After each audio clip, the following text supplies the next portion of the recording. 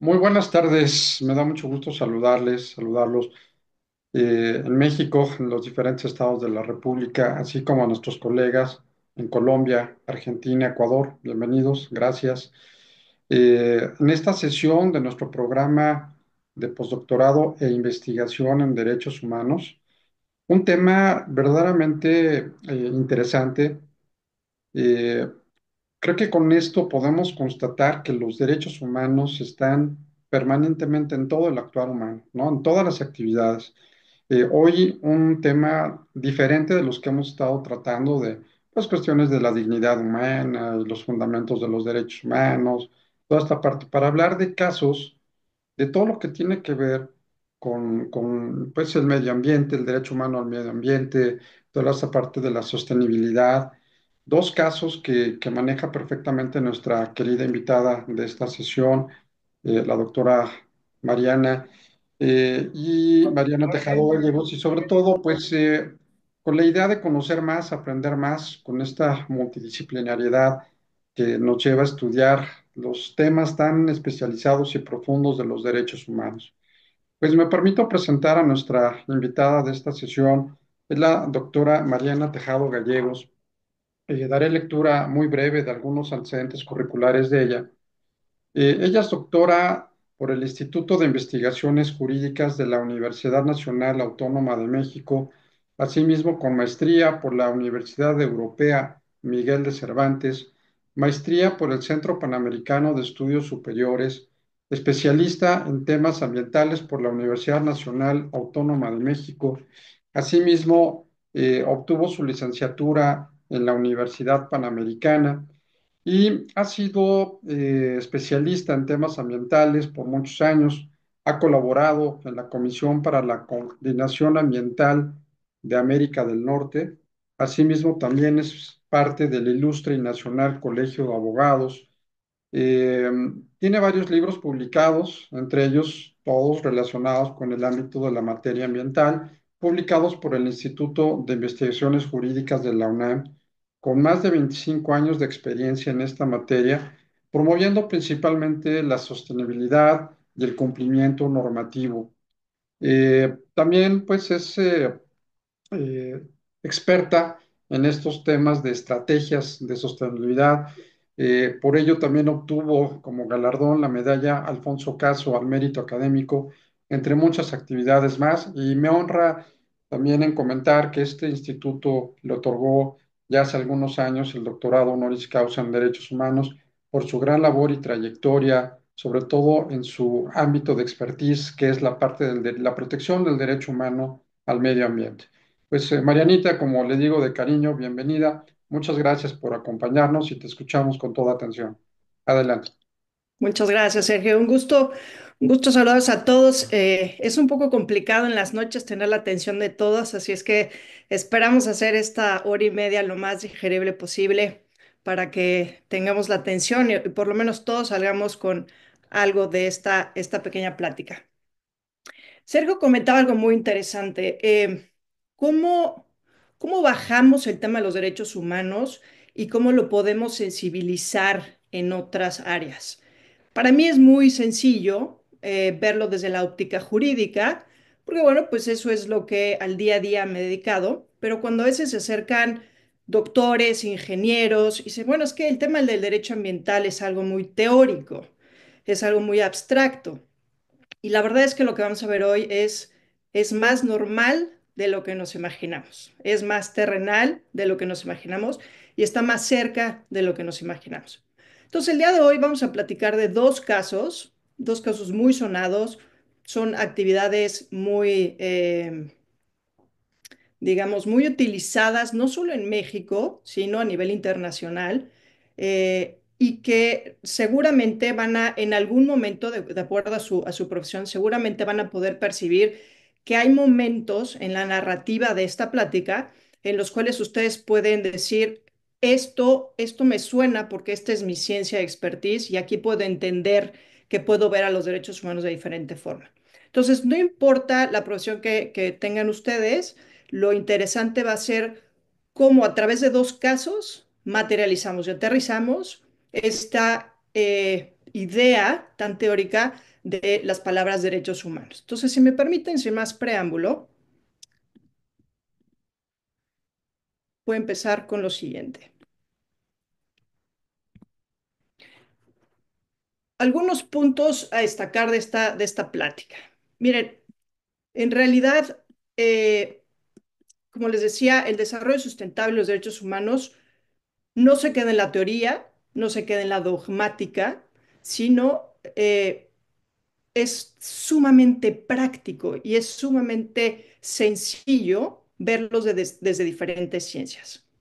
Hablar de sustentabilidad sí es hablar de justicia, porque al final del día es una forma de entender que los recursos humanos pueden ser aprovechados y van a ser aprovechados, pero tienen que verse desde la perspectiva no solo antropocéntrica, es decir, de cómo esos recursos ayudan al ser humano a subsistir, a obtener, digamos, beneficios, y además a generar y tener una calidad de vida digna, sino que también tenemos que percibirlo desde la perspectiva de la naturaleza misma. Estamos muy acostumbrados a hablar de sustentabilidad bajo este principio de el beneficio de los recursos para las generaciones presentes y las generaciones futuras, pero yo creo que esto es un concepto sumamente, repito, antropocéntrico, y creo que es momento de entender que la naturaleza, por la propia naturaleza,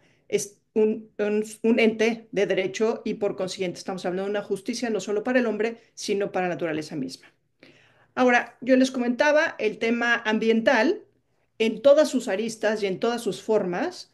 Es un tema interdisciplinario, es multidisciplinario, y por supuesto que va a involucrar a todas y cada una de las ciencias que tenemos. Separó, ¿verdad? A ver, ahí.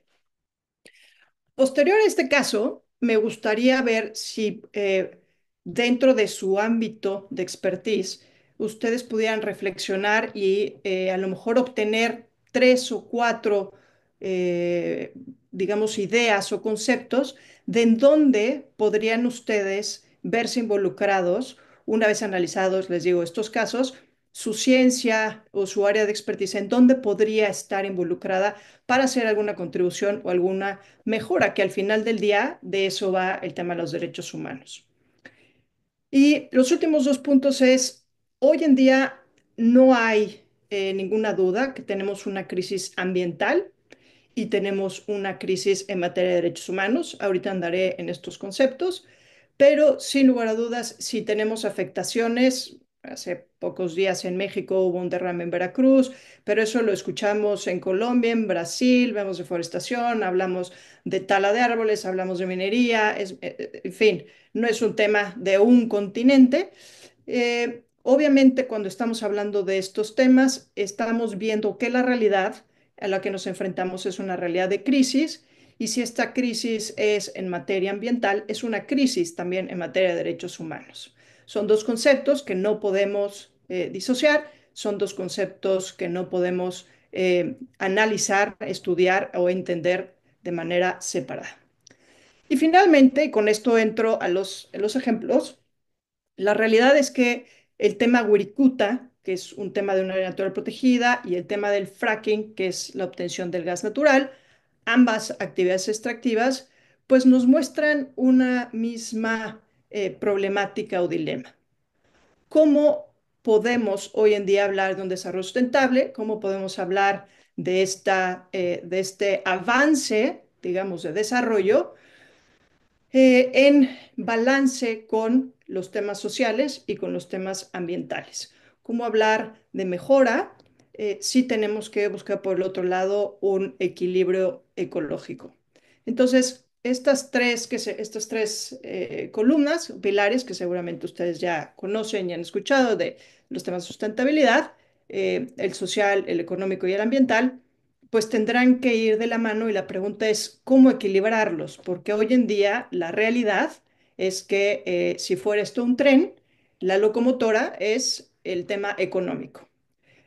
Lo que les presentaré simple y sencillamente es una pequeña semilla de lo que sucede, insisto, en muchos países de Latinoamérica y por supuesto Europa, en los cuales nos vamos dando cuenta que un concepto dogmático, teórico, pues es un concepto que ha tenido muchísima, digamos, no solo análisis, pero también crítica para decir, en realidad este desarrollo va a la par de la protección de los derechos humanos. En realidad lo que estamos y cómo lo estamos haciendo va en equilibrio o en necesidad con esta protección de los derechos humanos, porque al final del día lo que estamos teniendo es una evolución, sí, de los conceptos y de la teoría y de las doctrinas, pero también una evolución a través de los principios, digamos, internacionales. Tenemos una evolución también de las teorías de derecho y de teorías inclusive económicas, ¿no? Algunos habrán dicho, bueno, hace mucho tiempo, en estos límites del crecimiento, de si es posible o no es posible seguir avanzando o no seguir avanzando en un crecimiento poblacional, en un crecimiento de desarrollo, sin afectar los recursos naturales que son necesarios para que la gente disfrute o tenga una cierta calidad de vida y entonces podemos decir que disfrutan también de los derechos humanos. Si hay alguien que tenga preguntas en el Inter, adelante. Solo que para mí es un poquito complicado ver el chat. Entonces, o si alguien me quiere abrir directamente el micrófono, adelante.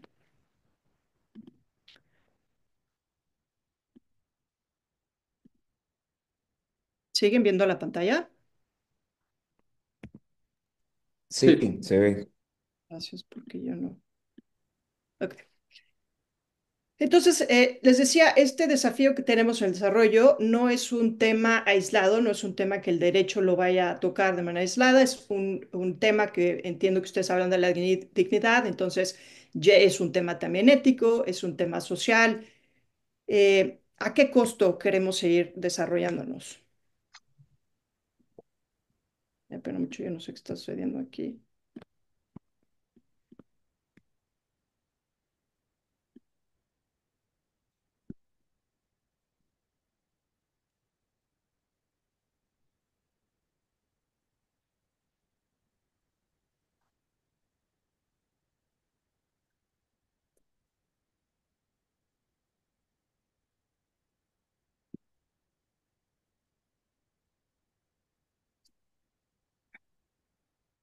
Bueno, yo les decía, estamos en una crisis ambiental. Sí, sí estamos en una crisis ambiental. Se ve, se mide, se percibe.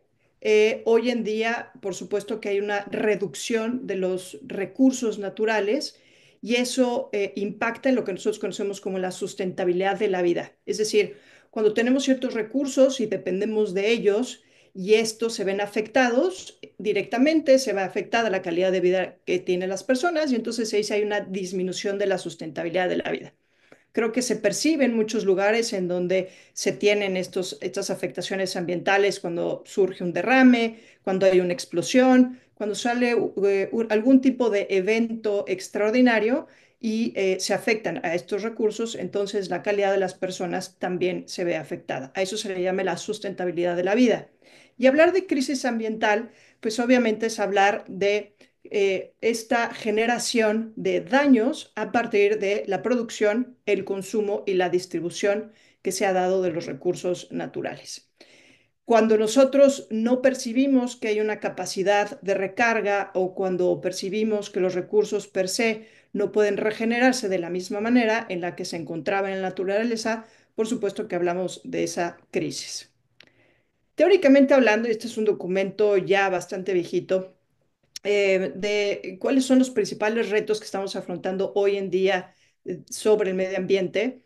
Eh, Son estos, no se los voy a leer, pero creo que si ustedes analizan cada uno de ellos, los ven en las noticias, lo ven en la normativa, lo ven en estudios incluso de salud, ¿no? Hablar de contaminación de suelos, por supuesto, es hablar de salud, lo ven en análisis de desarrollo, en fin, si ustedes toman cada uno de estos temas, que estamos afrontando, por supuesto, ustedes los podrán identificar dentro de su ciencia de estudio o de análisis y de expertise, porque al final del día es un suceso, pero con la posibilidad de intervención de una disciplina diversa.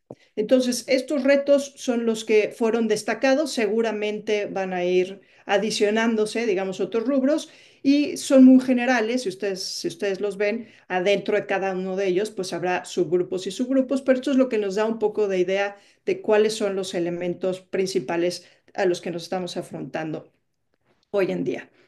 Hablar de desarrollo sustentable es hablar de esta definición, insisto, y entiendo que ustedes ya la conocen, es hablar de un desarrollo que busca utilizar todos los recursos que están a nuestro alcance para nuestras generaciones y para las generaciones futuras. Sin más preámbulos, solo les digo, viene de 1988, la ONU dice necesitamos a alguien que empiece a atender los temas ambientales, se le hace una encomienda a un personaje de Noruega, la señora Brundtland, hace una comisión, genera un reporte y dice, bueno, creo que estamos en un momento en el que debemos de pensar cómo queremos crecer y si este crecimiento realmente va acorde a la protección ambiental. Y de ahí se vino todo tipo de teorías, todo tipo de acuerdos, todo tipo de tratados desde la óptica jurídica para entender no solo este concepto, sino para ponerse de acuerdo en quién va a tener una responsabilidad, cómo los países van a colaborar, van a contribuir, en qué momento van a tener que responder de afectaciones, en fin. Desde 1988 a la fecha, cada 20 años hay un elemento o una actividad, digamos, internacional en la cual se vuelve a generar una reunión de países y se vuelve a analizar estos conceptos internacionales para ver hacia dónde vamos.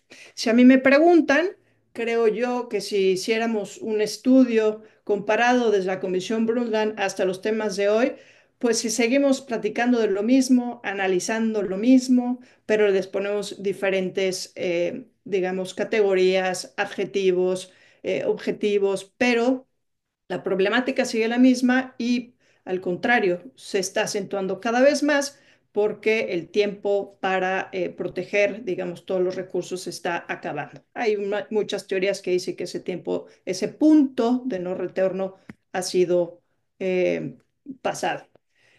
Aquí había una imagen, desconozco por dónde está, pero bueno, es una imagen de los tres pilares, son tres círculos son donde se une la parte económica, la parte social y la parte ambiental. Hablar de desarrollo sostenible es hablar de equidad, es hablar de, insisto, de esta colaboración y contribución entre países y entre generaciones. Ok. Cuando una agrupación internacional hace un estudio o un análisis que incorpora dentro de instrumentos internacionales. Los países, les llamamos los estados partes, incorporan ciertas definiciones, si así lo considera, porque tenemos soberanía y podemos o no aceptar ciertas cosas dependiendo si están a favor o no, o están alineados o no con nuestro marco normativo. Les dejo aquí la definición que tiene la Ley General del Equilibrio Ecológico y la Protección al Ambiente sobre el desarrollo sustentable, que en realidad toma todos los conceptos que yo les acabo de explicar, habla de un proceso que es perfectamente medible, evaluable, que ve los tres pilares, que busca mejorar la calidad de vida, que tome en consideración a las personas, este concepto otra vez antropocéntrico que les mencionaba, y que, bueno, pues está destinado al aprovechamiento y conservación de los recursos naturales. Así es como funciona. Hay instituciones internacionales como el Sistema Interamericano, la ONU, se ponen de acuerdo, sacan ciertas definiciones, los países los toman y los incorporan en la normatividad. A manera de ejemplo, les doy esta definición que México tiene en su normativa ambiental sobre el desarrollo sustentable. Ahora, el primer caso que vamos a hablar es un caso de minería. Y el segundo caso del cual vamos a hablar es un tema de extracción de hidrocarburos. Ambos están dentro de la categoría de actividades extractivas. Y ambos tienen una relevancia no solo nacional, sino internacional, porque están sustentados en muchos principios ambientales internacionales y ambos generan violaciones a derechos humanos que pueden ser perfectamente identificables. Wirikuta, caso número uno, estamos hablando de un área natural protegida que se ubica en el estado de San Luis Potosí. Pongámonos en el escenario que San Luis Potosí, como ustedes saben, es un estado altamente minero por excelencia. Y en este estado hay una zona de relevancia ambiental y cultural. A la par, es una zona de alta relevancia económica. Ok, primero, ¿por qué tiene una relevancia ambiental y cultural?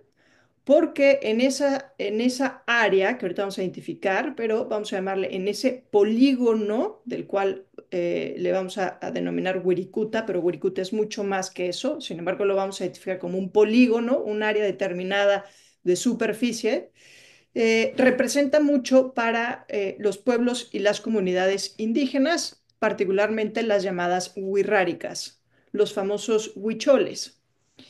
Y tiene una relevancia ambiental porque dentro de ese polígono, dentro de esa área, hay especies de gran relevancia y hay especies protegidas, que ahorita platicaremos de ellas.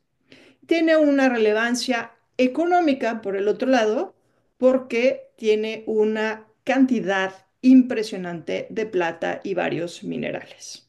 Bien, en este mapa lo que estamos viendo es este polígono azul y si ustedes se fijan hay una línea roja.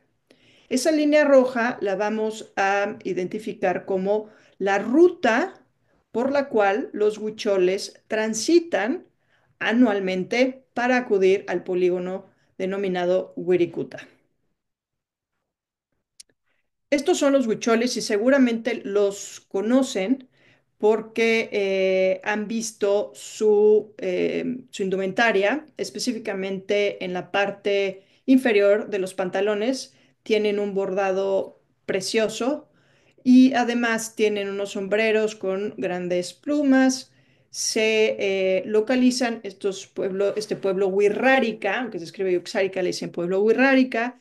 Se ubica principalmente en los estados de Nayarit, Jalisco, Durango y Zacatecas. Tienen muchas comunidades y esto número ascendió de 49.000 habitantes o población, digamos, identificada. El último censo era de 61 aproximadamente. Bueno, ¿qué pasa con este pueblo identificado como Wixárika que considera a este sitio Wirikuta de relevancia y que tienen una ruta en específico para caminar?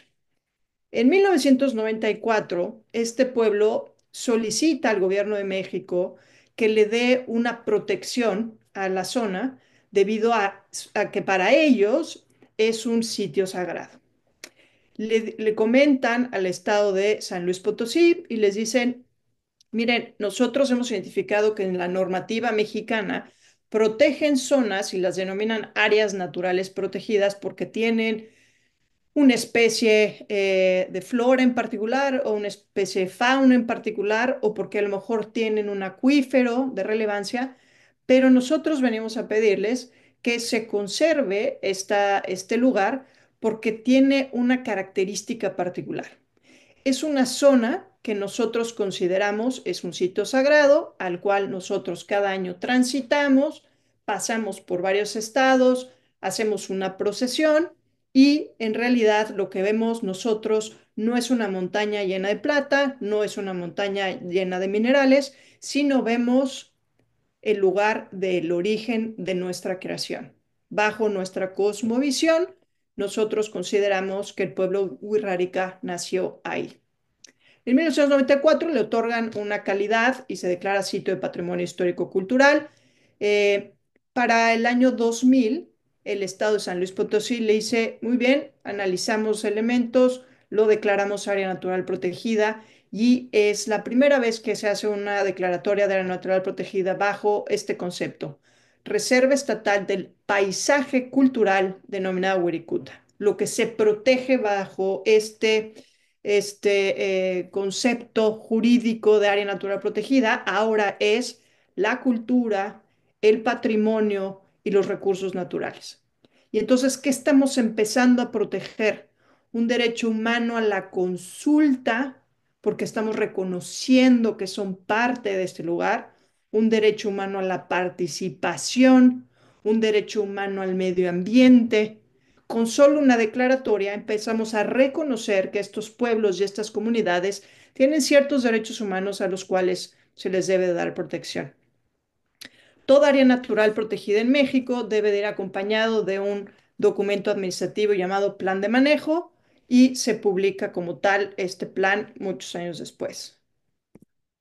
Bueno, insisto, la importancia de este lugar es que si tú platicas con ellos, con un maracame, que digamos es la persona, el sabio del grupo, que toma peyote, que es una cactácea que está protegida por la normativa mexicana y que tiene como efectos ser un alucinógeno.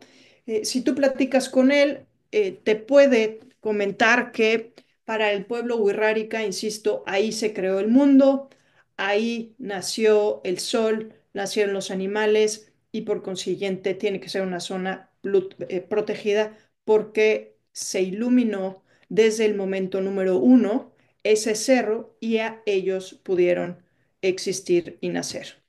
Y entonces vemos estos grabados que seguramente los han de haber visto en diversas tiendas y si los analizamos vemos águilas, que México tiene el águila real y tiene el águila blanca en esa zona, que es una especie protegida, y vemos al centro el peyote, es esos circulitos de esa cactácea, y vemos además en el centro un venado, que para él, dentro de su cosmovisión, para ellos fue el encargado de que en la plena oscuridad de la zona llegara y empezara a poner sus pisadas, que es el peyote, y cada pisada que iba generando el venado iba generando luz, hasta el momento en que se generó el sol, que está al lado derecho. Vemos otros elementos como los dos huicholes sentados al centro, con estos sombreros que tienen grandes plumas, y vemos al centro de esa misma imagen un triángulo que en realidad es la montaña, que es el cerro, se le denomina Cerro del Quemado, que es el punto exacto de todo ese polígono ahí. Ahí fue donde salió el sol, ahí fue donde pisó el venado. Y en fin, si vamos identificando y si vamos estudiando cada una de estas imágenes, podremos pasar mucho tiempo. Lo relevante es ver cómo se empieza a conjugar el tema cultural, el tema ambiental y el tema de reconocimiento en instrumentos nacionales e internacionales de la cultura, de la participación, de la vivienda, del agua, al momento de que uno entiende que para estos pueblos un manantial representa la vida y inclusive algunos de ellos, sus pláticas refieren que también es sabiduría estos manantiales y entonces entendemos que hay que proteger a estos manantiales por lo que representan para los grupos, pero también porque dotan de agua a otras comunidades y ahí surge el tema inmediatamente del derecho humano al agua. Es decir, cada cosa que se analiza puede irse vinculando con diferentes derechos reconocidos en la Constitución o instrumentos internacionales. Este es el Cerro del Quemado, así se ve, ahí hacen sus ceremonias, ahí ofrecen cultos, ahí llevan diferentes vegetales y platican y danzan, en fin. El problema principal era la extracción la extracción de mineral generada porque había muchas empresas nacionales y extranjeras que tenían el derecho para extraer mineral justo en el Cerro del Quemado y nuestra autoridad, nosotros en México tenemos a la Secretaría de Economía, quien emite estas concesiones. Jurídicamente hablando, no hay un problema en la emisión como tal de la concesión, porque decía Secretaría de Economía, bueno, yo he emitido unas concesiones, hay un particular que puede explotar el recurso, Pero si ya tomamos como antecedente todo lo que les acabo de decir, hay un derecho de estas comunidades de preservar en lo que creen y los recursos que están ahí. Entonces, tenemos una problemática de una extracción de un recurso que para unos representa, digamos, un ingreso, una actividad lucrativa, y para otros representa la cultura, el desarrollo e inclusive la permanencia como grupo y pueblo indígena. Los derechos humanos están para ambos lugares, porque tampoco hay que, digamos, satanizar el tema de los derechos humanos y decir que no es para la empresa. No, yo creo que el tema de los derechos humanos da para mucho y da para más.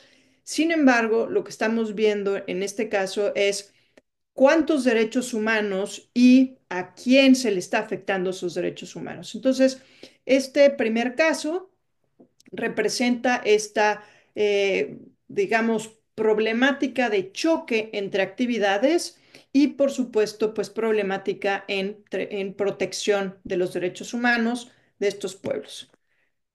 Eh, Retomamos, el parte norte está, ¿se acuerdan? El Cerro del Quemado, que es ese triangulito con unas, triángulo negro.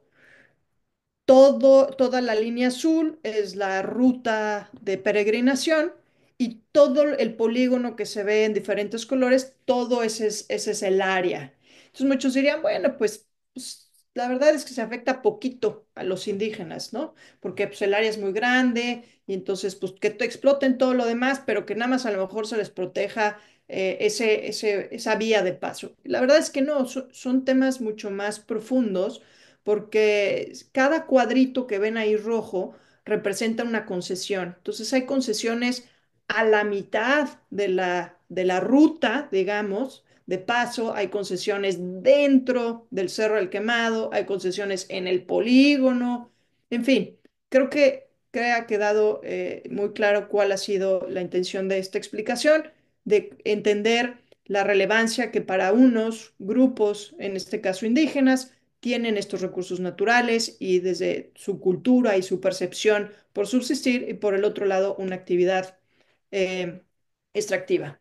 Si pueden, les pediría que ustedes leyeran lo que yo sigo platicando, estas líneas que fueron escritas por los propios wixárikas cuando se llevó a cabo un caso ante la Comisión Nacional de Derechos Humanos, en el que se tenía básicamente la última oportunidad para los pueblos para defender a su cultura, porque ellos señalaron en un comité, digamos, una reunión de maracames, que les digo que son estos jefes de los diferentes estados, diferentes grupos, se reunieron y era la última oportunidad para decir a través de estos maracames al mundo lo importante que era ese sitio sagrado. Ellos habían decidido que en caso de que la Secretaría de Economía y las empresas involucradas estuvieran insistentes en extraer el recurso, ellos iban a definitivamente ya no insistir y estaban muy conscientes de que estaba su grupo destinado a morir. Estaban destinados a dejar de existir como pueblo huichol, como pueblo wixárika, porque habían luchado por muchos años y parecía que nadie los escuchaba. Levantaron la voz una última vez, lo hicieron ante la Comisión, insisto, de Derechos Humanos, lo hicieron ante la ONU, llamaron a periodistas y dijeron, estas son nuestras palabras, escúchenos, entiendan que nuestro territorio no es cualquier territorio, queremos la protección de los derechos humanos. Y fue así, a través de este esfuerzo de estos maracames que en lugar de firma, por cierto, tienen un sello muy representativo, cada uno tiene o un animal o una, alguna representación, digamos, de la naturaleza, sellaron este documento, lo presentan y se reunieron en el Cerro de Quemado, hicieron un llamado y entonces se tuvo que escuchar con mucho más atención a su pedimento de protección. El caso resultó digamos, una recomendación que hace la Comisión Nacional de Derechos Humanos, que no es vinculante, pero que reconoce todos los derechos que les he mencionado y otros más.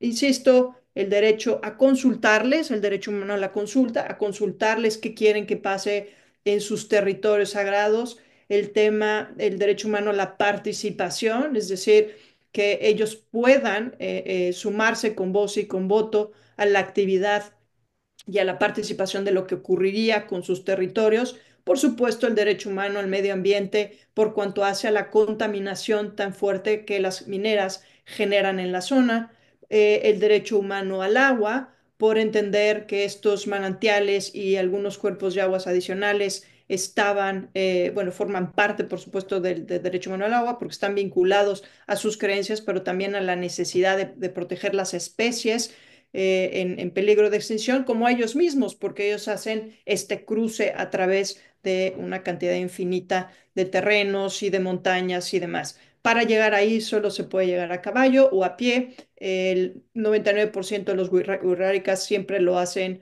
a pie, a menos que requieran el caballo para temas de transportación o demás. Eh, bueno, hasta ahí voy a dejar este, digamos, primer caso. Podríamos hablar muchísimo más, podríamos hablar de qué no hizo, qué sí hizo cierta autoridad, pero creo que con esto me quedaría. Entramos al tema de fracturación hidráulica y podemos regresar y platicar un poco de estos dos.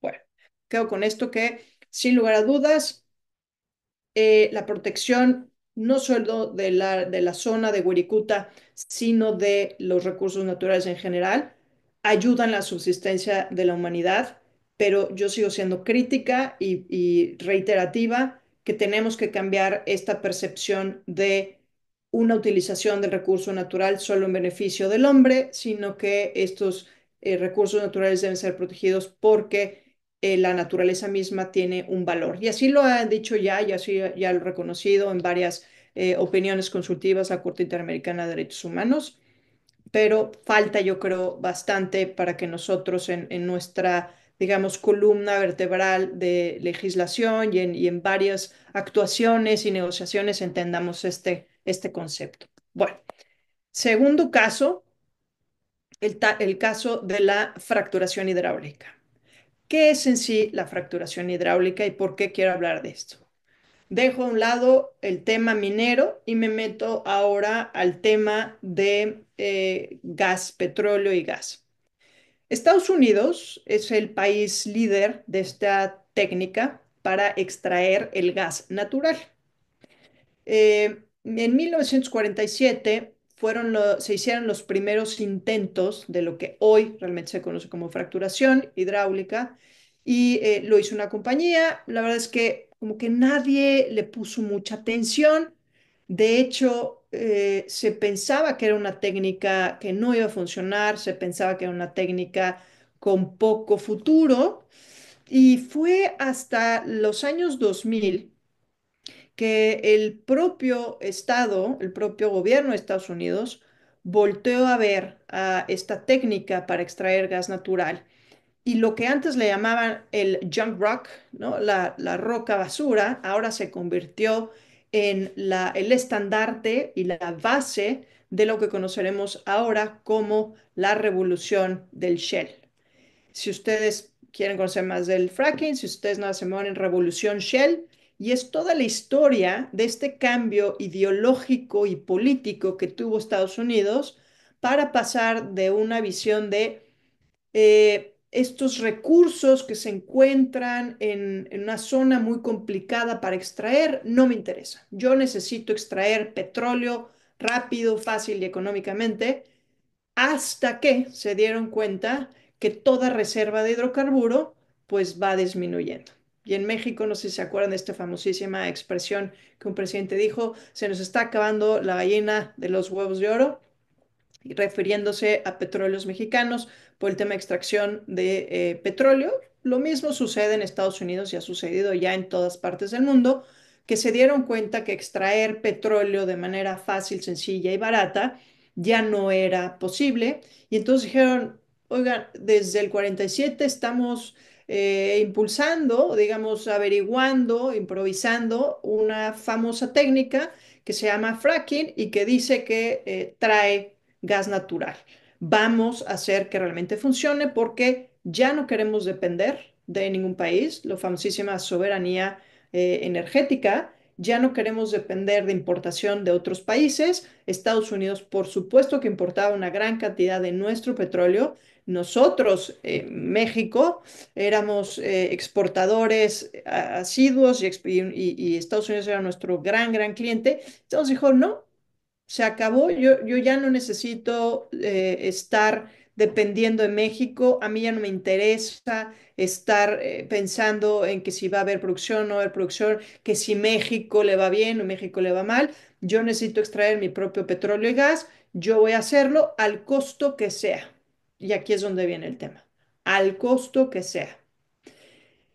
Estados Unidos entonces cambia totalmente la geopolítica, cambia la idea de extracción, cambia la idea de protección de los recursos naturales, porque simplemente dice, a mí no me importa nada más que tener esta independencia y entonces, si antes yo dependía a lo mejor de México y un poco de Estados Unidos, de Europa, perdón, se acabó. Estados Unidos depende de Estados Unidos y háganle como puedan. Europa, síguete peleándote con Rusia, que dependes mucho en gas natural, y esas son las consecuencias de depender de un país, que, si me permite la expresión, si le cierran la llave, empiezan a sufrir los países si es que no tienen un plan B para subsistir. ¿Qué pasa en México? Y les explico técnicamente qué es la fracturación, porque si no, no vamos a entender de qué estamos hablando. Mm. No están cargando las imágenes, ¿verdad? ¿O ven alguna imagen? Se ve el planteamiento del problema. Pero no hay imagen, ¿verdad? Imagino. No, Sí, ¿por qué? Porque mi presentación sí está. Bueno, miren, vamos a utilizar la imaginación. Hay en la cotidianidad, para extraer petróleo se hace una perforación vertical. Entonces, todos nos imaginamos siempre esta famosa torre y hay un barreno, un drill que perfora. Abajo encontramos un albergue de petróleo y literal como un popote, ¿no? Se absorbe y se va sacando el petróleo. Es el petróleo fácil, sencillo, que estaba en una superficie, no hay, digamos, no había mucho más que hacer, Mike, más que el famoso drill, baby, drill, ¿no? Y entonces perforamos, sacamos, y eso se hacía en todos lados. Para hacer la extracción a través de fracturación hidráulica, ahora lo que vamos a hacer es una perforación vertical. Después vamos a hacer una perforación horizontal, literalmente una L, pero como no podemos sacar esto tan sencillo, porque ahora ya no estamos, digamos, en la parte superior, ya no estamos en una zona de sencillo acceso, sino estamos en una zona, estoy hablando de muchos de veces kilómetros de profundidad, tenemos que romper la roca, ¿ok? Entonces, imagínense una piedra Pómex, que es una piedra bastante, digamos, fuerte, pero muy porosa, y entonces en cada uno de esos poros es en donde se encuentra el gas. ¿Qué tenemos que hacer? Romper cada una de esas piedras para que en esos poros donde se encuentra el gas, chupemos el gas y lo podamos sacar por ese popote. Entonces, se llama que en estos lugares en donde se encuentra el gas son lugares que les denominamos yacimientos no convencionales. Es decir, no es lo que normalmente se puede obtener con una perforación vertical.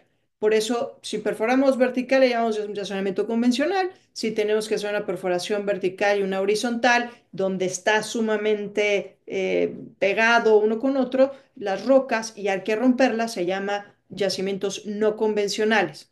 Ahora, el problema no es romper la roca, el problema es cómo se rompe la roca. Y la roca se rompe inyectando arena, agua y toneladas de químicos. ¿Cuáles? Hay más de 175 químicos que se han identificado, que se han digamos, puesto al conocimiento del público, pero eso no quiere decir que sean los únicos, los únicos químicos y obviamente pues hay mezcla de químicos. ¿Qué ocurre? Que al momento de inyectar el agua, la arena y los químicos, sí, regreso el gas, pero no toda la arena, no todo el agua y no todo el agua regresa. ¿En dónde se quedan los químicos? En el subsuelo. ¿Y cuál es otro problema? Que muchas veces cuando hay esta fracturación en masa y en longitudes impresionantes, pueden romperse las tuberías. Entonces se rompen esas tuberías, pues todo ese químico y esos contaminantes se quedan abajo, no solo contaminando el suelo, sino contaminando también los cuerpos de agua. El problema es que no se queda ahí la contaminación, si fuera un tema de agua. El problema es que el agua, ustedes saben que corre, que hay agua subterránea, sigue su cauce. Y entonces puedo yo fracturar aquí, contaminar aquí, y cuatro pueblos más abajo van a tener la contaminación. El planteamiento del problema es una actividad extractiva de alto impacto que va a perjudicar a las comunidades de esa zona y a las comunidades que estén en otras zonas en muchos ramos. Van a contaminar el suelo, el agua, pero también va a haber emisiones. Entonces tenemos un tema de contaminación de aire.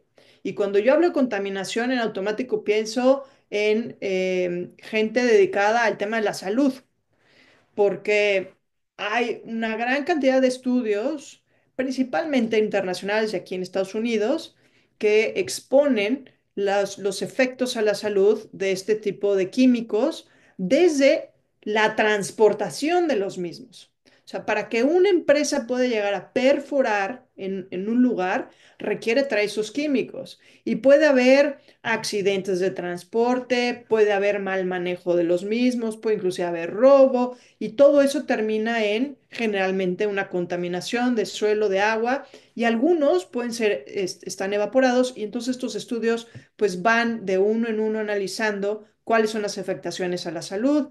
Por supuesto, si hay contaminación del suelo, pues hay una contaminación, perdón, una afectación a la alimentación.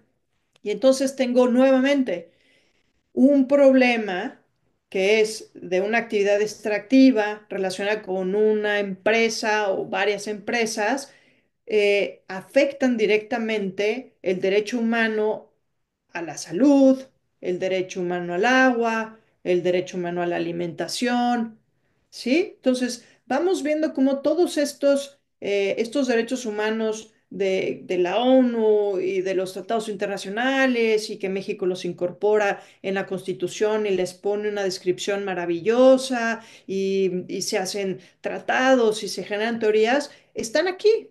Están en el día a día cuando una comunidad se ve afectada por la extracción del, en este caso es el gas metano, que será después conducido a las plantas o a las propias comunidades, pero que a costa de estas actividades hay gente que no puede tener agua para su ganado, que hay documentales y hay evidencia que es tal cantidad de, a veces el metano que está por todos lados, que hay gente que ha abierto la llave del agua y pone un encendedor y se incendia.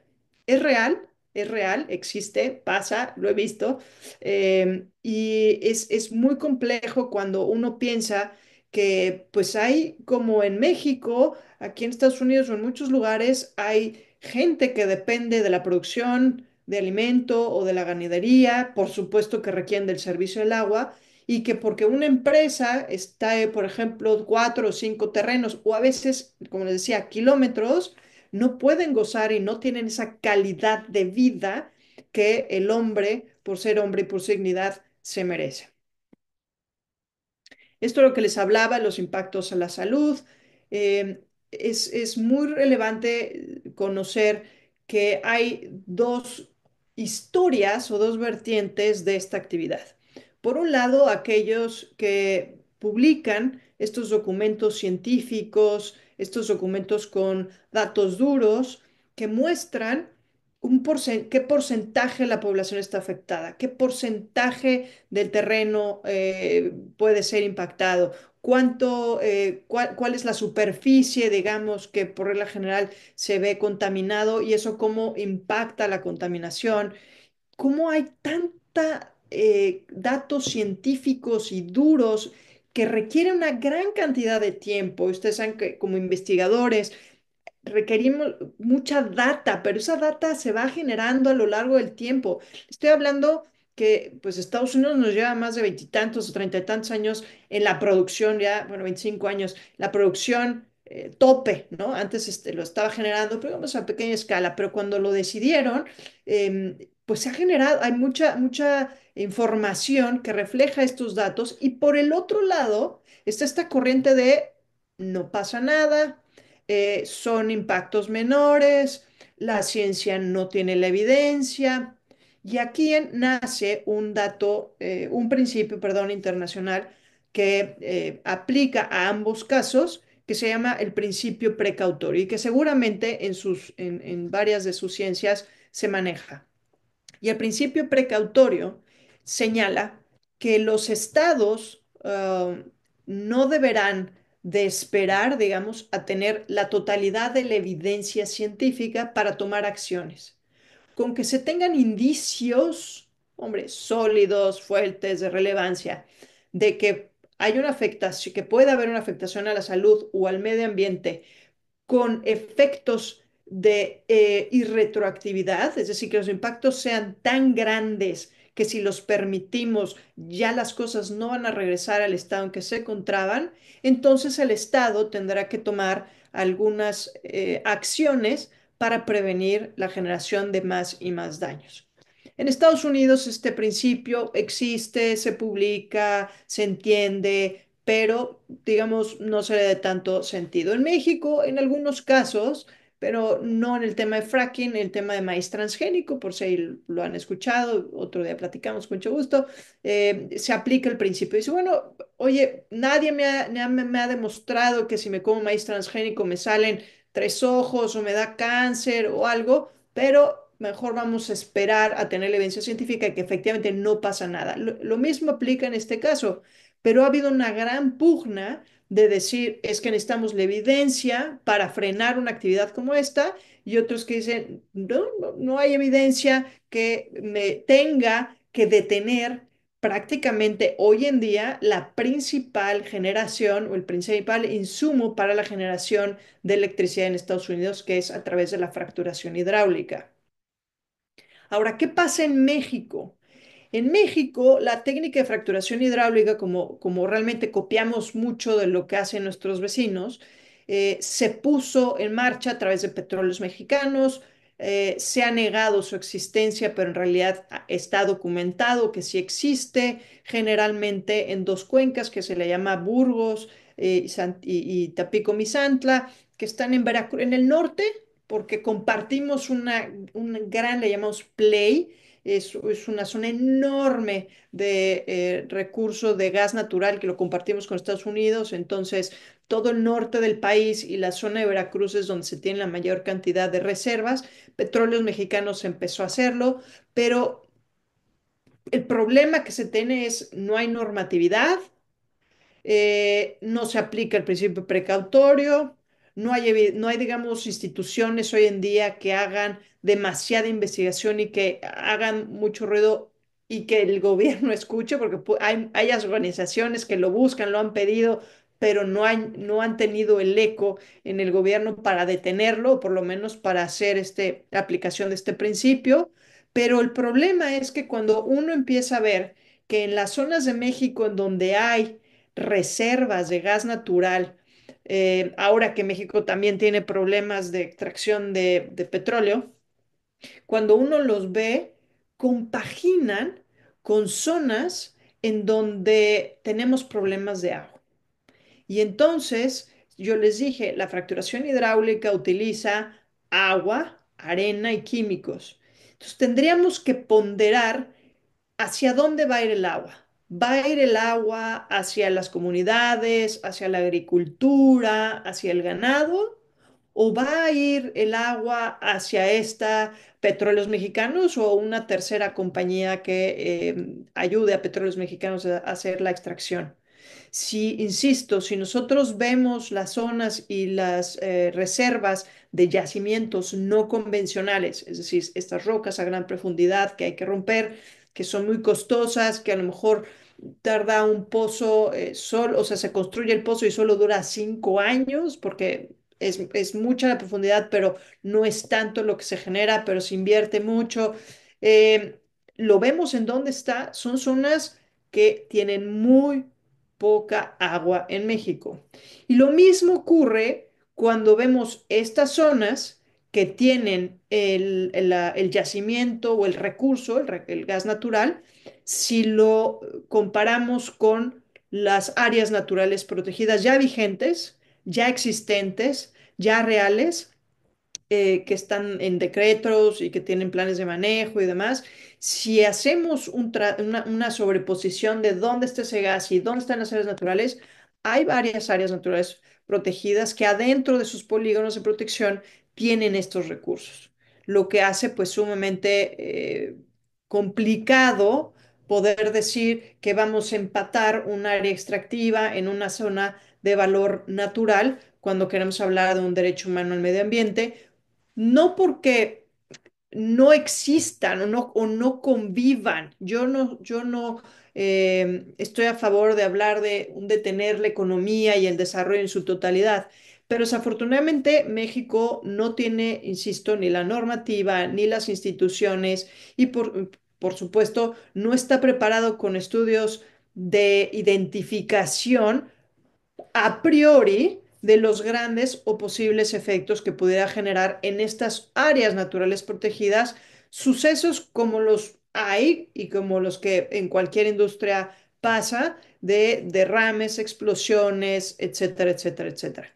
Entonces, en México, si ya tenemos áreas con un valor ambiental y esa fue la justificación para considerarlas como áreas naturales protegidas, ¿por qué queremos adentrarnos al mundo de una actividad en la cual México no tiene la experiencia, no tiene la regulación y podría generar afectaciones en materia de derechos humanos como las que hemos platicado? Si hay zonas de indígenas, pues consulta y participación. También está el tema del medio ambiente, el tema del agua, que he repetido en varias ocasiones y que al final del día pues hay que ver que existe y que previo a esta extracción se tiene que considerar una ponderación entre este desarrollo económico y esta necesidad de proteger los derechos humanos. A ver, no solo el tema de la fracturación hidráulica se queda en la contaminación del suelo, del agua, la salud. Mire, eh, poco se habla de la utilización masiva de, por ejemplo, la arena, ¿no? Si yo tengo que transportar continuamente la arena de un punto al otro y si tengo que transportar continuamente los químicos de un lado al otro, porque son los insumos básicos de la fracturación, pues yo veré siempre en mis carreteras camiones de alto peso que van a generar un tráfico, no solo en tema de emisiones, que bueno, por supuesto que es relevante el tema de las emisiones digamos, por transporte, sino las afectaciones a la propia vía.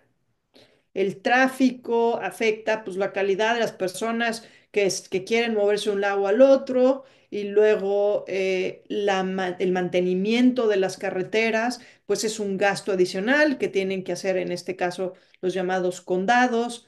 Entonces hay como alrededor de estas actividades varias aristas que los ingenieros pueden analizar, que los arquitectos pueden analizar, que los médicos pueden analizar, que los economistas, que los abogados, etcétera, etcétera, etcétera.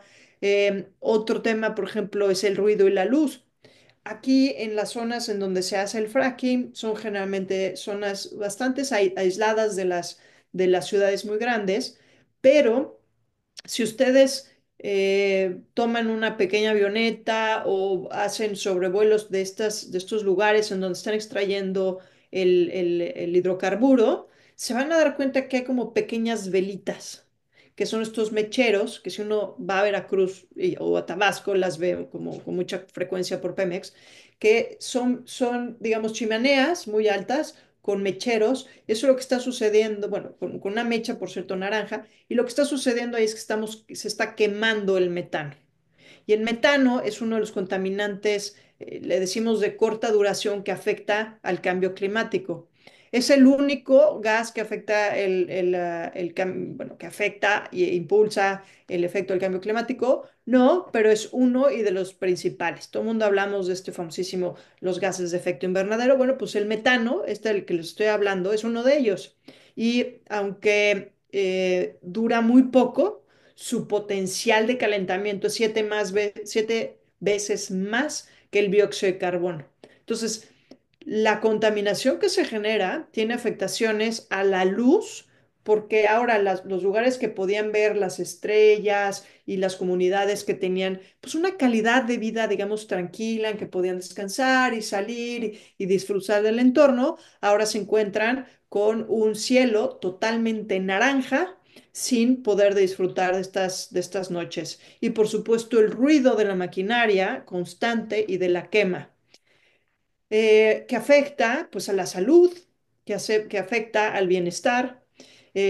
Al cambiar esto, al tener estos mecheros y estas afectaciones, perdón, tenemos afectaciones pues a los paisajes y por supuesto se ha incrementado ahora y se ha documentado cómo se inyectan el agua, la arena y los químicos. Se ha documentado que en las zonas donde nunca había sismos, ahora empiezan a haber estos microsismos. Y eso es porque estamos moviendo, obviamente, todo lo que es el subsuelo. Entonces, hay una combinación de actos y efectos que, por supuesto, están ligados a la calidad, insisto, y a la vivencia de cada una de las personas. Se cierra entonces la idea de que cuando hablamos de estos derechos económicos, sociales, culturales y ambientales, de estos derechos que han pues absorbido una gran cantidad de recursos en las grandes tribunas internacionales, ¿no? La ONU y el sistema interamericano, que ha hecho pues que gente se dedique a ser relator en estos temas, que estén, digamos, grupos en diferentes trincheras, unos defendiendo el ambiente, una Greta, ¿no?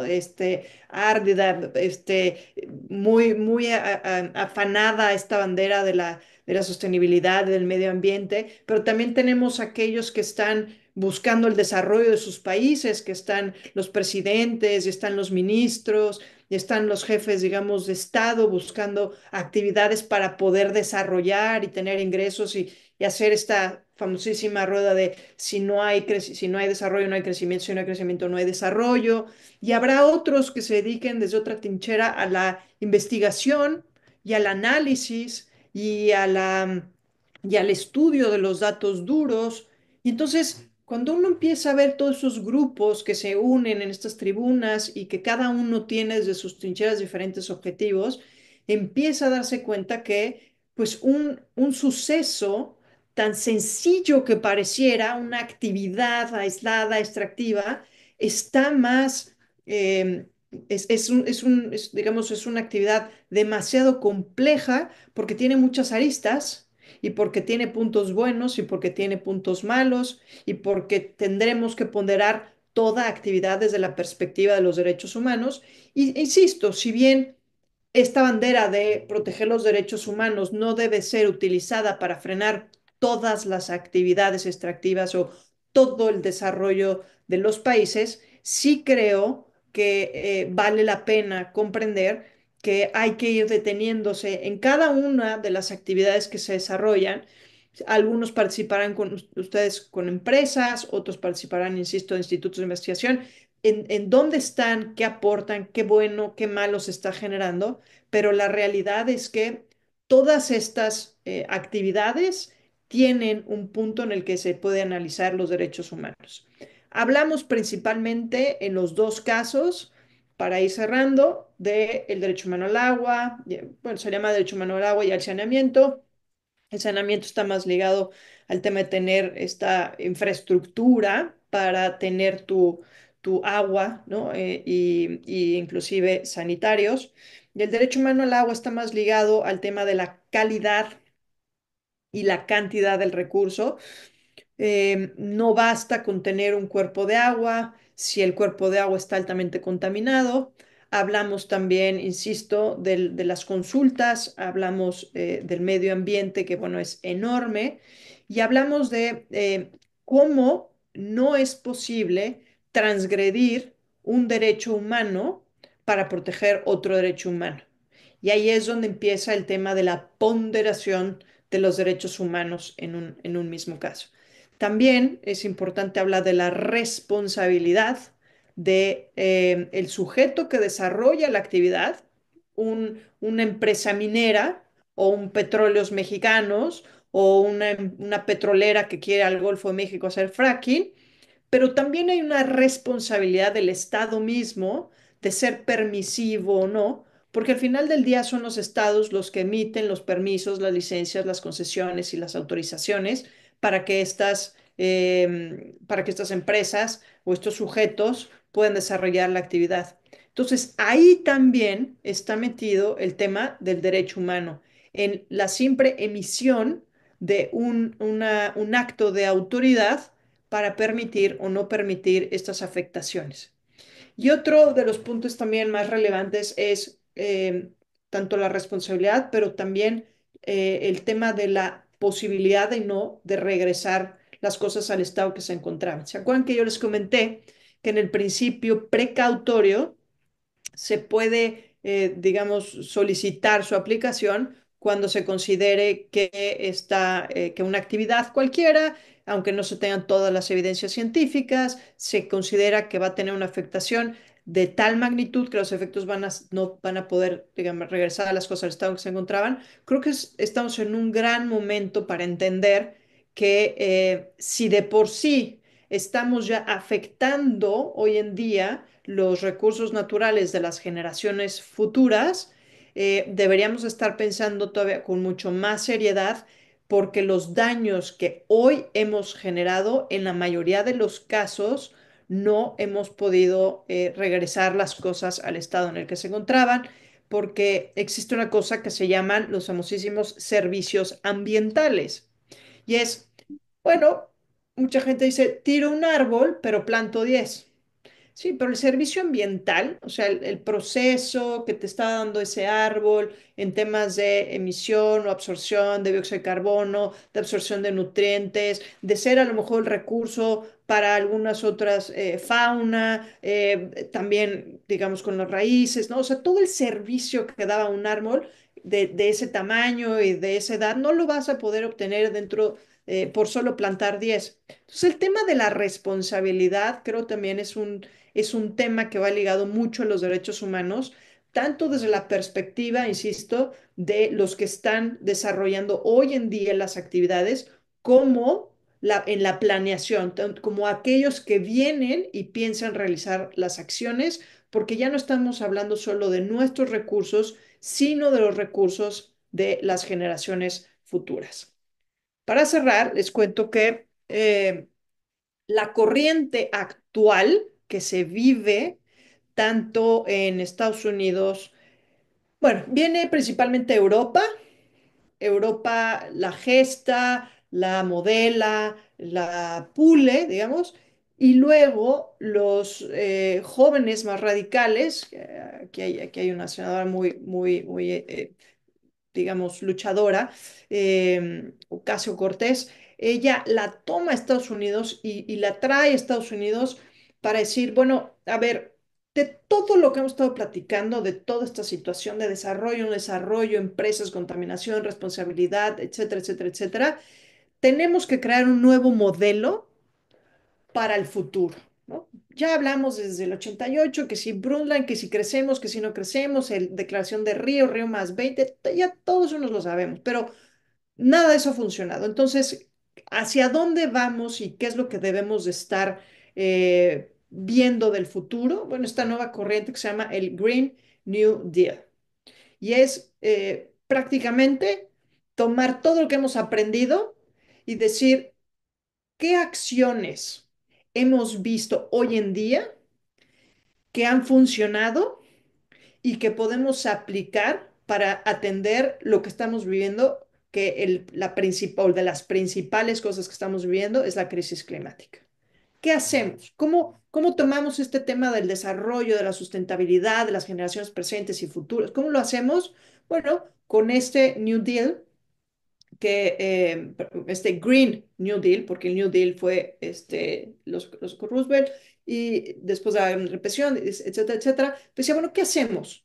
Bueno, pues hacemos la búsqueda de renovables. Bueno, pues ya comprobamos que las renovables sí son buenas, que pues que no generan emisiones, que hacen un país que puede ser total y absolutamente independiente. Vean algunos en Europa, ¿no? Un Noruega, un Dinamarca, un Islandia, ¿no?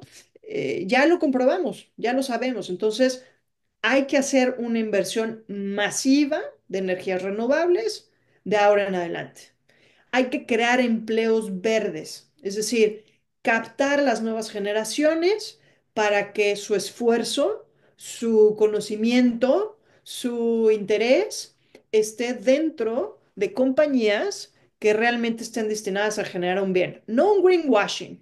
El greenwashing que nosotros conocemos es te hago ver que soy verde y te pongo a lo mejor una etiqueta en producto, pero en realidad soy el más contaminador, el que explotó más, el que se roba el agua. No, no.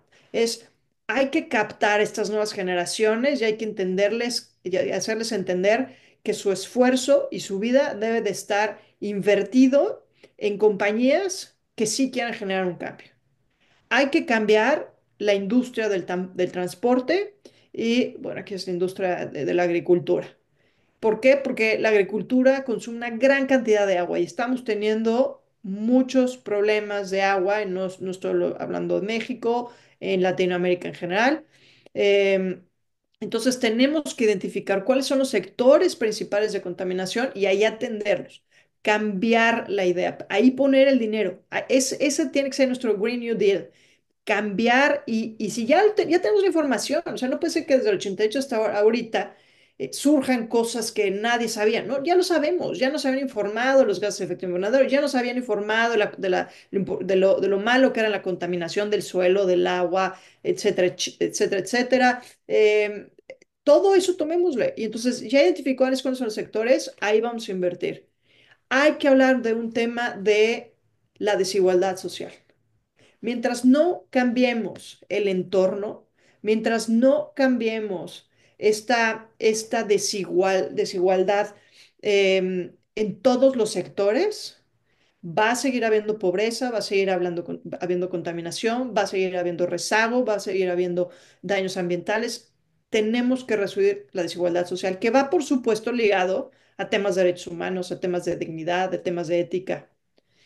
Necesitamos luchar, sí, contra el cambio climático, pero verlo desde una perspectiva, desde la justicia social. Si no vemos los derechos humanos como una herramienta y lo tenemos nada más en una percepción de es un tema teórico, es un tema de moda, es un tema abstracto, pero no lo aterrizamos, no habrá justicia social, no habrá protección de los derechos humanos y por supuesto no habrá el desarrollo y el avance que se está buscando desde los años 80, en que alguien ya levantó la voz y dijo, tenemos que cambiar el rumbo.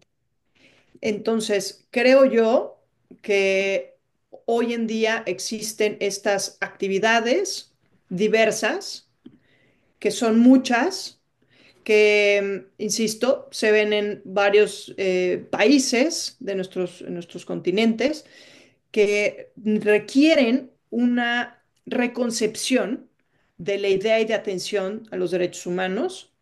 Si me permiten, eh, y a quien le gusta la lectura, voy a recomendarles dos libros. Después, si quieren, se los paso con Sergio también. Este libro es muy, muy bueno. Habla sobre qué sucedió en Estados Unidos cuando Trump, no me voy a meter en temas políticos, solo estoy informando lo que hay aquí. ¿Qué sucedió en temas políticos cuando Trump, la primera vez de su administración, decidió deshacer y desmantelar las instituciones como la Agencia de Protección Ambiental de Estados Unidos, como los institutos de investigación en tema ambiental aquí en Estados Unidos. Es, digamos, doblando a la ciencia. Y lo que está diciendo es, todos aquellos que se dedicaron a la investigación, puede ser jurídica, económica, social, etcétera, etcétera, si yo les quito como Estado la voz, si yo los desmantelo, a mí, como sistema político, no me pueden hacer nada. Yo voy derecho, impongo la agenda política que quiera. Pero si las instituciones de investigación, si la gente que está realmente involucrada con estos temas de derechos humanos y que esté realmente firme en hacer un cambio, sigue generando data, sigue generando estudios, sigue publicando, sigue haciendo, pues sí, digamos, carrera de investigación, puede ser que pongan y detengan una política pública que genera un daño ambiental, que genera una transgresión a los derechos humanos. Mientras el gobierno quita eso, digamos, ya no tiene freno de mano. Pero esto es un ejemplo muy claro de qué sucede cuando un presidente llega a un gobierno que todo el mundo decimos primer mundo, ¿no? Pero que en realidad tiene la misma estructura que cualquier país latinoamericano en el sentido de si tú debilitas estas instituciones, el gobierno tiene pase directo. Si tú sacas de las instituciones a la gente que conoce más, que ha estudiado más, no hay resistencia para el gobierno. De ahí la necesidad que se sigan generando, digamos, gente que quiera estudiar, conocer, analizar, pero también publicar y generar data nueva, ¿no? Y insisto, después les paso si quieren los datos. Este otro es en realidad, ¿qué pasa cuando se generan daños a los recursos y a la gente? ¿Cómo se miden? ¿Cómo de medir la afectación que genera una empresa o que genera, no en términos económicos, ¿eh?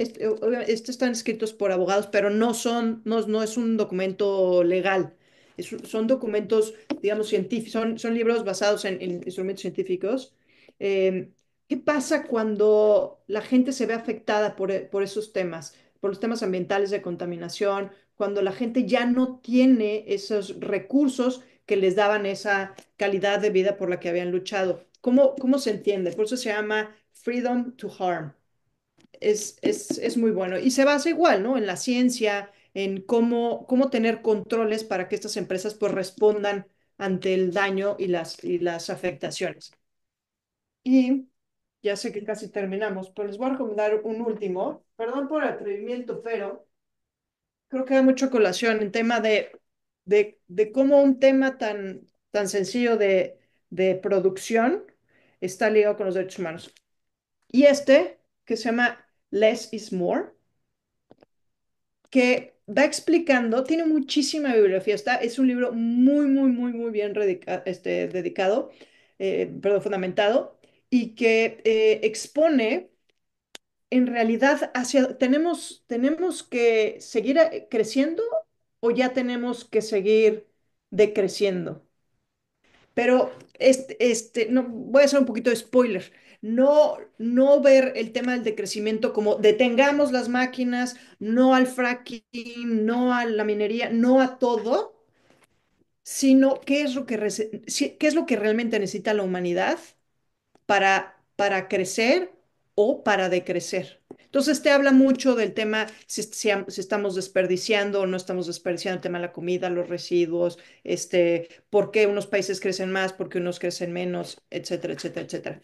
Y bueno, creo que los tres, pues también están ligados con el tema pues, del derecho a la educación, con el derecho a la libre expresión, ¿no? Entonces, por donde veamos esta conversación, que les agradezco mucho, eh, creo que hay tela de donde cortar para analizar diversos derechos humanos que están mucho más a la mano, insisto, como empecé, que lo que a veces pensamos, ¿no? Creo que quedan 10 minutitos, ¿verdad, Sergio? Para ver si alguien tiene alguna pregunta. Gracias. Sí, muchísimas gracias y felicidades. Realmente llevas muchos años trabajando estas materias y lo que nos acabas de mencionar es oro molido, porque finalmente no nos damos cuenta de estos daños tan graves que hay en el medio ambiente, que existen. Y simplemente ahorita me puse a reflexionar dos puntos importantes. Boaventura de Sousa Santos decía, la naturaleza le pertenece al hombre o el hombre le pertenece a la naturaleza. Y creo que hemos vivido en un grave error. El hombre se ha puesto como el dueño ya amo y señor de la naturaleza y no es cierto. Primera reflexión importante y segunda, pues el trabajo que está haciendo Luigi Ferrajoli, ¿no? Sobre la constitución de la tierra.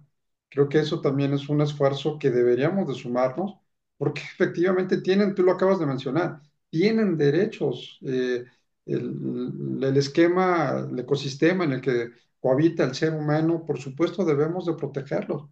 Y es ahí donde de repente dicen, no, ya no caben los derechos humanos, y perfectamente lo acabas de explicar de manera muy, muy clara, pues toda la gravedad, ¿no? Que implica pues la falta de educación, de profundización, de políticas públicas especializadas en la materia, sobre todo para las siguientes generaciones.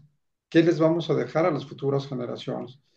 Antes que nada, muchísimas gracias y felicidades, Marianita. No sé si alguien quiera hacer alguna pregunta, por favor, puede abrir su micrófono y su cámara. Gerardo, adelante, por favor. Ay, perdón. Muy buenas noches. Sí, yo también me sumo a lo que comentaba ahorita nuestro director, y la verdad es que me llama mucho la atención porque yo derecho ambiental, pues en el ejercicio de la práctica profesional del día a día del litigio, no estoy minimizando, pero la verdad es que no lo tenía muy bien enfocado en el radar. Claro, lo vemos en la Constitución y que dice que tenemos derecho a un medio ambiente digno, etcétera, etcétera, y lo tenemos como una cuestión constitucional, por supuesto, pero cuando comentaba todo lo que conlleva, incluso cuando todo lo que conlleva con el reconocimiento internacional, por supuesto la protección de la vida, un ambiente limpio, por supuesto, saludable, etcétera, etcétera, como que yo lo escuchaba y decía, ah, caray, qué bueno. Entré un poco tarde, pero qué bueno, me da una gran satisfacción el día de hoy de tener este conocimiento ahorita, que lo veo con otro enfoque, lo veo de otra manera, porque incluso, pues antes, vamos, como dijo usted, sin meterme en cuestiones políticas, pero ver lo de el tren en el sur del país, y que muchos se quejaban, muchos ambientalistas se quejaban de los cenotes que se dañaron, ¿no? Y que es agua potable, es agua limpia, agua que puede consumirse por el ser humano, incluso cuando va uno a grutas o algo, pues uno puede tomar de esa agua y pues por las filtraciones mismas de las capas de la tierra, pues uno la puede tomar sin mayor problema. Eh, la verdad es que luego no lo dimensionaba uno, y ahorita que estamos en esta clase, la verdad es que me gustó muchísimo, me dejó otra reflexión diferente, y bueno, me deja mucho, mucho, mucho por leer, porque este tema no lo tengo yo en el radar. Y bueno, pues lo agradezco, por supuesto, a usted, maestra Mariana, y pues nada, me quedo muy satisfecho de la plática, de la charla del día de hoy. Muchas gracias, muy amable y buenas noches. Muy amable, Gerardo. ¿Alguien más que desee hacer el uso de la voz? Sí, yo. Buenas noches a todos. Adelante. Felicidades, Mariana, creo que son temas relevantes ya en esta nueva generación de derechos humanos que estamos viviendo, y de cómo nos está afectando nuestro entorno social, ecológico, y cómo va a seguir afectando. Creo que como estudiosos de los derechos humanos, pues son temas relevantes que tenemos que empezar a estudiar, y algo que me quedó de lo que dijiste al final, que debemos de ver estos temas como justicia social, y es algo que nosotros a veces perdemos de radar y que debemos de analizar. Muchas gracias por la ponencia. Buenas noches a todos. Gracias a ti, Paula. ¿Alguna otra participación? Sí, gracias, doctor. Buenas noches, Adelante. doctora. Excelente exposición. Yo, yo creo, no sé si perciban, perdón, ahí sí, sí me ve, ¿verdad? Eh, el punto es que años van, años vienen, perdón, años van, años vienen, y existen un sinnúmero de convenciones, de eh, protocolos para la protección del medio ambiente, y lógicamente, pues la sustentabilidad. da vida a todo lo que se haga para el beneficio y sobre todo para que se protejan los derechos humanos. Pero, ¿por qué no se puede pensar que haya eh, alguna sola disposición o algún solo parámetro, no sé qué pudiera llamarse, para que todo esto tenga una regulación, pues hasta cierto punto cumplida o que se tenga por acatada en un momento dado? Porque, vamos, la Convención para el Cambio Climático, sustentada en tal parte, es la Convención para conservar el agua, etcétera, etcétera. Y países no cumplen, países pues sí firman hasta el convenio, firman todo lo que haya que firmar, y pues sin embargo no hay ese compromiso, esas sanciones.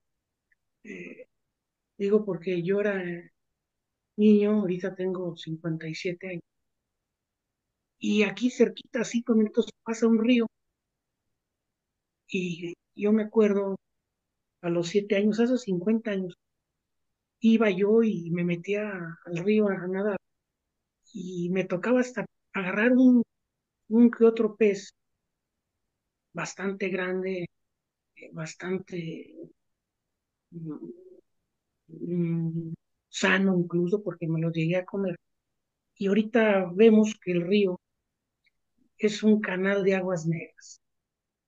Entonces, pues mucha norma, mucha disposición, que la ley federal de esto, que la ley federal de esto otro. ¿Y por qué no hay ese compromiso realmente? ¿O será por falta de recursos, la corrupción, o no sé qué factor pueda influir para poder tener, en el caso nuestro, un país que aparte que es bello, de los más bonitos que ya yo he escuchado por turismo, etcétera, de los más bellos que hay en el mundo? Y vamos a otros países y cuidan los ríos como si fueran tesoros. Tuve la fortuna de ir a visitar a un hermano que vive en Estados Unidos, y atrás de su casa precisamente pasa un río. Pasan peces de colores, peces del agua no tiene, es agua transparente, parece agua de purificadora, como decía. Entonces, caemos a esto. Puede haber gran voluntad de preservar el derecho humano al trabajo, que las personas tengan un trabajo, pero ¿por qué no pensar en algo más enérgico para hacer las cosas? Yo creo y para no quitar tanto el tiempo, es algo básico, porque México, pues vemos basura, contaminación. Nos tocó ir a la ceremonia de presea de Vial del Docente, y la playa salían basura y basura y basura cada oleaje que daba. Y vamos a otras partes, en otros países, y se ve cómo quieren el medio ambiente, cómo quieren la naturaleza. Entonces yo creo que también debe haber un derecho de la naturaleza que debemos nosotros de respetar. No solo que la naturaleza, eh, nosotros respetemos los derechos humanos, sino respetar incluso a la naturaleza. Es cuanto, doctora. Muchas gracias. Muchas Eh, gracias. doctor Escuchamos a John, perdón, adelante, Mariana. No, me interesa mucho escuchar a Joan. Yo nada más le contesto rápido, doctor. Creo que son dos temas. Por un lado, el tema internacional, que está basado prácticamente en la buena voluntad, ¿no?, de los países, y que no hay realmente instituciones, como le decimos, con dientes.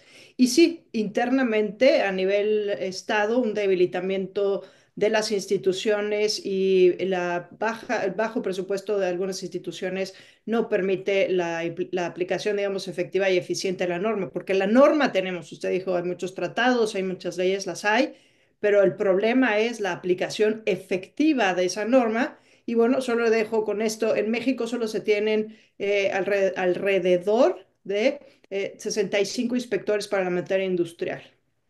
No sirve absolutamente para nada. Bueno, con eso cierro. Joan, gracias. Doctora Mariana, muy buenas noches para todos los presentes.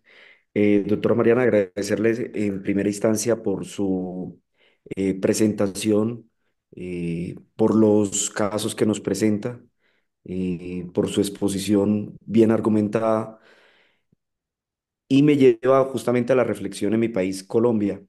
Desde la década de los 80, los grupos armados buscan consolidar su poderío justamente haciendo atentados contra oleoductos y que obviamente de manera indiscriminada lo que hacen es afectar toda la fauna y la flora del contexto cercano a ese oleoducto, que por cierto atraviesa todo el país.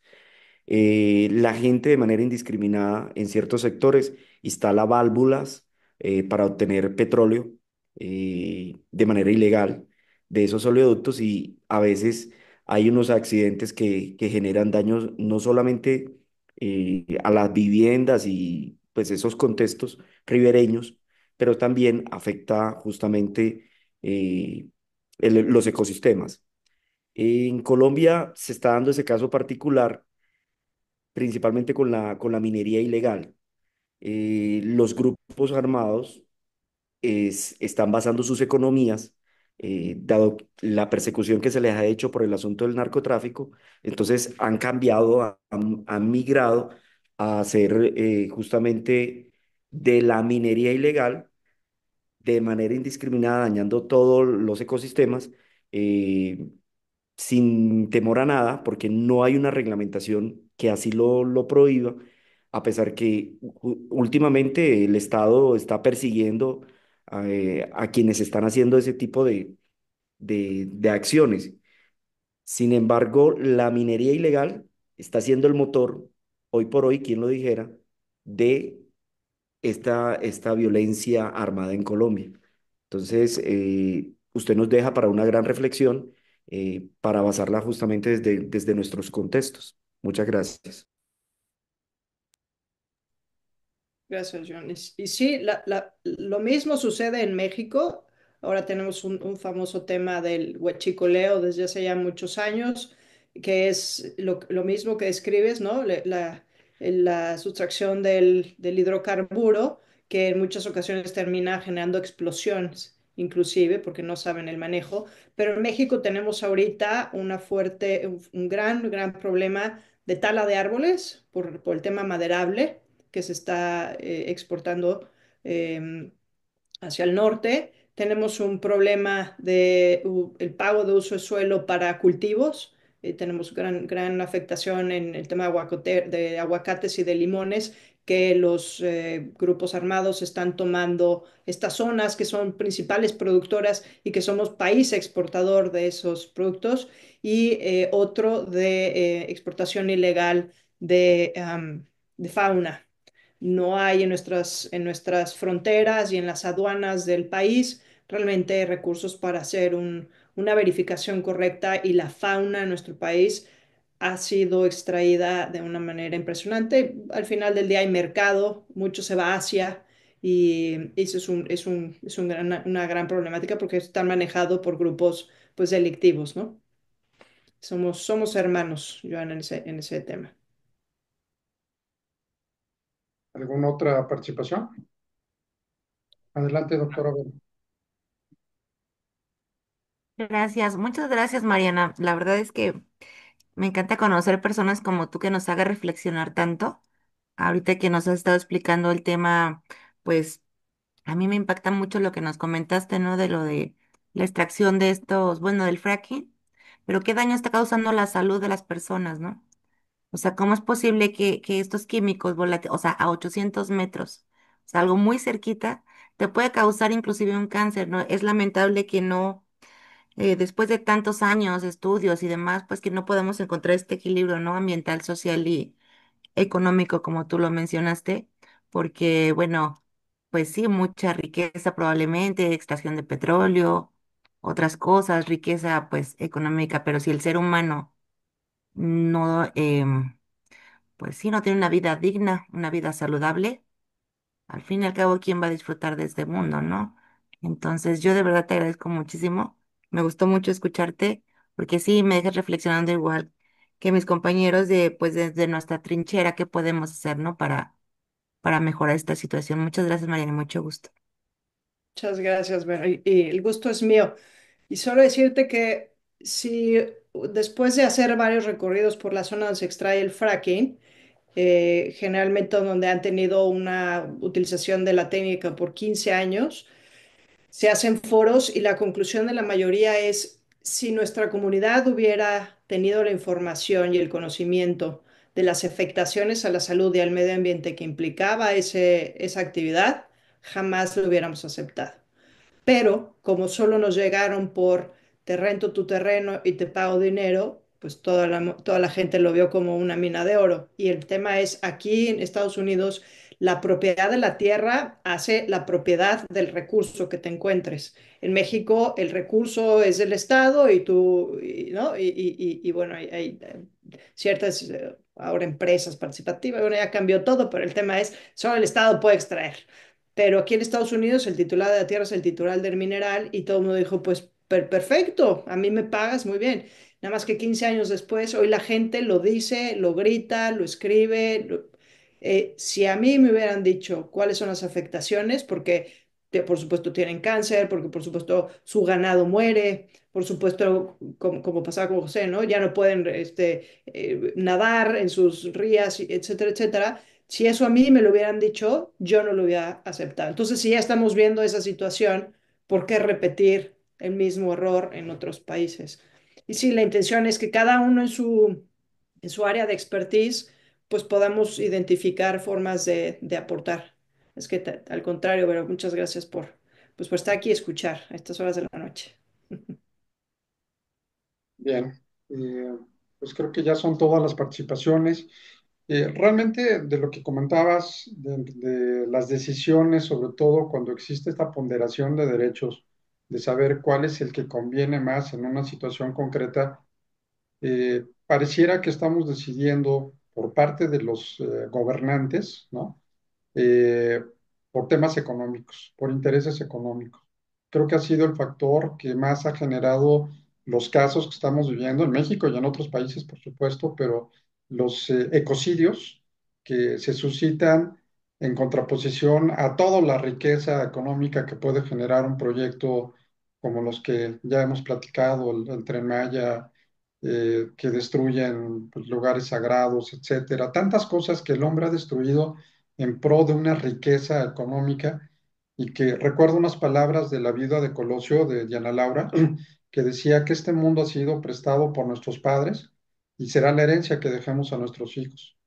La verdad es que yo sí estoy preocupado de qué mundo le vamos a dejar a nuestros hijos si no hacemos conciencia, si no exigimos a las autoridades que nos escuchen, a los grupos defensores de derechos humanos, sobre todo a gente con talento y con conocimiento como tú, ¿no? Que hacer valer con argumentos sólidos las graves atrocidades que está generando en defensa de un sector que no puede defenderse, como es el campo, como es la tierra, como es el medio ambiente que necesitan del hombre, ¿no? Para poderse, digamos, defender ante estas injusticias que el Estado ha generado por temas esencialmente económicos. Pues Marianita, pues muchísimas gracias de verdad por estar con nosotros desde Austin, ¿verdad? Estás ahorita en Austin. Muchas gracias por aceptar estar en esta sesión. Para todos es un tema, creo, de gran impacto, un tema de mucha reflexión que tenemos que seguir profundizando y ojalá podamos seguir platicando posteriormente contigo en otros temas. Y pues nuevamente nuestro afecto, nuestro reconocimiento, nuestra admiración y gracias por haber estado con nosotros.